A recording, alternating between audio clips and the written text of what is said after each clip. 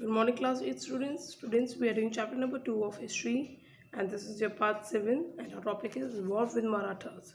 Students, in the previous topics, we have read about how the East India Company has taken the power of Bengal, and then they have taken the power of Mysore also, which were the states which were very good for their business purpose. Now they have taken the powers of Marathas also. From the late 18th centuries, the company also fought Akram and eventually destroyed Marathas' powers. With their defeat of the Third Battle of Panipat in 1761, the company was defeated in 1761 by the Maratha. The Maratha dreams of ruling the Delhi was shattered, and because the battle was run, the Marathas was gaining the power in the all India. They want to take the power of Delhi also. They were shattered. They were divided into many states under different chiefs, Sardars. The Maratha power were divided into many different states, and the chief is known as a Sardar belonging to the dynasties of Scindias, Golkar, Gaiwad, and Bhosle. The chief was held as a confederacy under the Peshawar principal ministers, who became its effective military and administration head based on Pune. Students, so these are the places. Peshawar was the principal administration, which was effectively had a military rule, and the administration is based on the Pune. Marathas was succeeded a series of war. In the first war, that ended in 1782 with the Treaty of Salbhai. There was no clear victory. In 1782 also there was one war, and there was treaty signed known as the Treaty of Salbhai. There is no clear victory who has won. The second Anglo Marathas War in 1803 to 5 was for different fronts, resulting the British gaining Orissa and the territories of North and the Yamuna River, including Agra. So, students, at that time, the Britishers in 1803 and 5, the Britishers gained the power, and they have defeated the Marathas and gained the power of Orissa and territories of northern like Agra and Delhi. And finally, the Third Anglo-Maratha War of 1718 crushed Marathas' power, and in the Third War, the Britishers crushed the power of Marathas. The Peshwa was removed and sent to the Bithur near the Kanpur with a pension.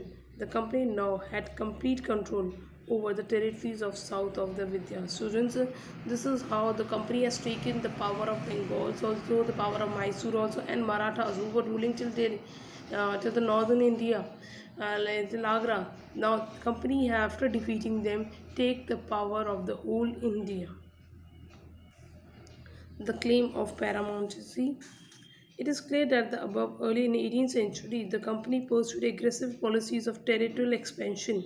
This is from Lord Hastings, the Governor General of 1813 and 1823. The new policy of the paramountcy was initiated. Students, this is how shows that how the company has taken the territorial policies in 18th century.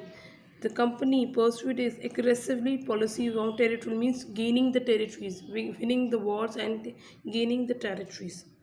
And they have taken that. The process, however, unchallenged. For example, the British tried to annexate the small state of Kittur of Karnataka today. Rani Chamba took over the arms and led the British.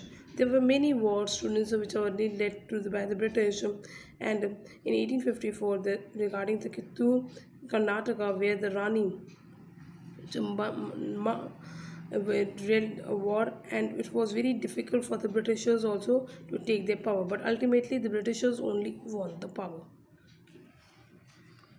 Doctrine of Lab. The final wave of annexation under the Lord Dalhousie who was the Governor General from 1848 to 1856. The Dalhousie was the Governor General of Britishers from the time period of 1848 to 1856. He receives the policy that came to be known as the Doctrine of Lab, and he took over the policy known as the Doctrine of Lab.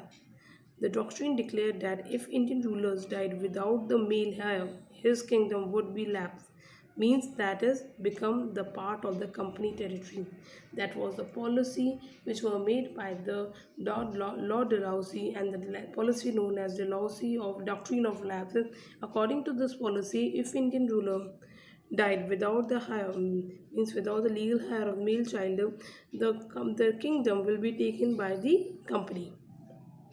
One kingdom after another was annexed simply by applying this doctrine. Satara, Sabalpura, and Udaipur, Nagpur, and Jhansi in 1854 were taken by the Britishers. Finally, in 1856, the company also took the Awadh. This time, the British had to add arguments. This is said that they obliged to be by duty to take over the Awadh in the order to free the people from the misgovernance of the Nawabs.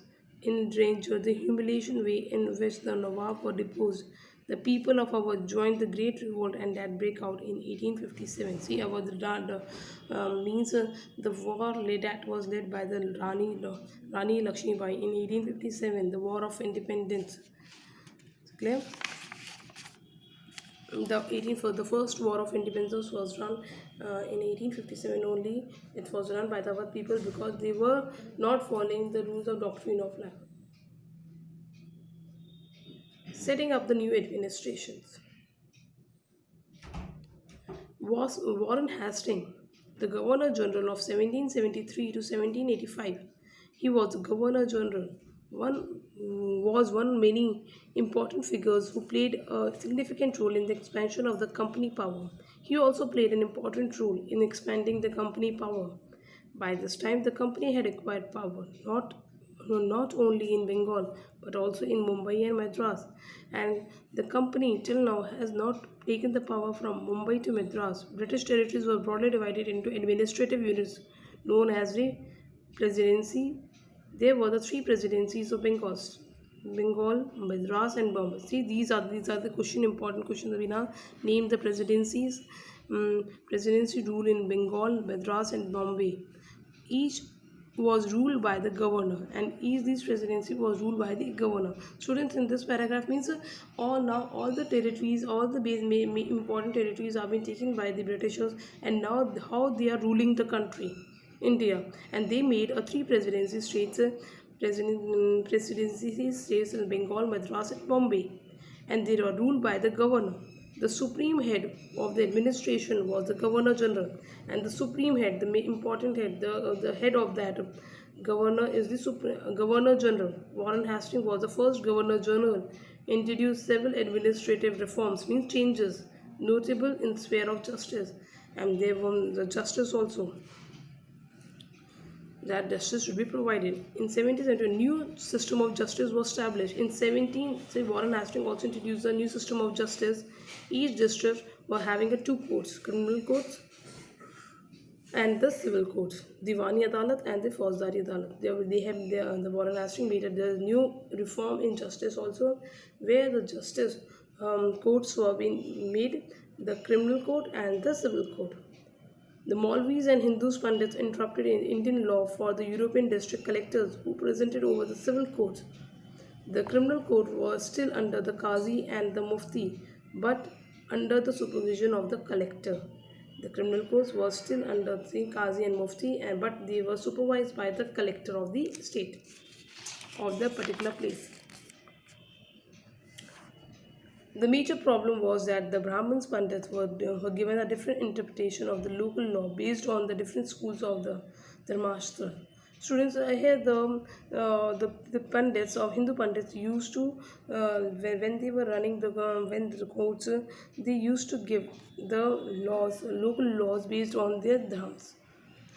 Uniformly, Hindu laws and English in 1708, a Muslim law was compelled to benefit of European judges. Under the Regulating Act of 1773, a Supreme Court was established. See, in 17 Regulating Act in 1773, a new Supreme Court was established, while the Court Appeal Sardar Nizam Adalat was also set up at Calcutta. New Adalat was also set up in Calcutta. Thank you.